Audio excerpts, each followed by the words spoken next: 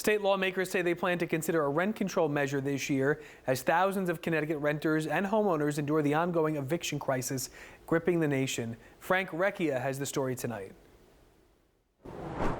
It's not easy. Working mom Angeline Vergara says the road ahead has been anything but smooth for her and her kids. Every avenue you go, there's a roadblock. After the family recently found an eviction notice posted on the front door of the apartment they've been in for the past 15 years. It's gut-wrenching. It hurts. It's gut-wrenching.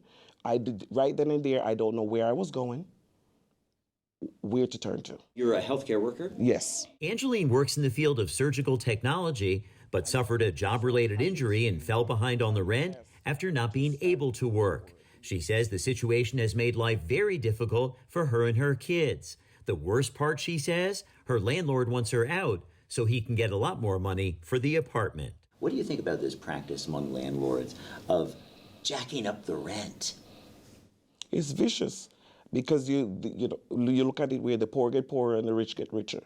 Landlords are arbitrarily raising rents on the back of tenants because the state of Connecticut does not have a formalized law that deals specifically with rent control. But Senator-elect Herron Gaston, who sat down with News 12 Connecticut today, along with a local landlord, Carone Thompson, says he'll be supporting a measure before the state legislature this year that could change all that by introducing a form of rent control.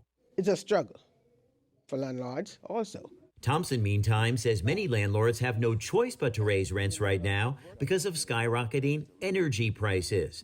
But Gaston says the only rent control measure he would support would be fair to both sides. We're not trying to starve the landlords. We know that the landlords are trying to provide housing across our state, but we also recognize that there needs to be a mechanism in place that they can't arbitrarily raise the rent. We face a housing crisis here in the state of Connecticut, and Angeline's plight is just one example of it. Senator Richard Blumenthal, meantime, who met with Angeline today, says freeing up dollars for more affordable housing needs to be a top priority of the 118th Congress convening on Tuesday. We need to help Angeline, but also the thousands, perhaps millions, of renters like her who face potential eviction because of the shortage of housing. We need to provide more of it, reduce rents.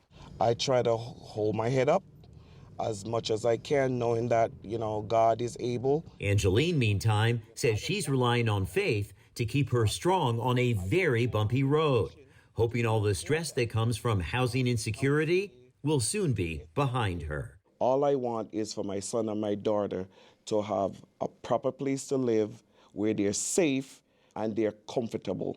In Bridgeport, Frank Recchia, News 12, Connecticut.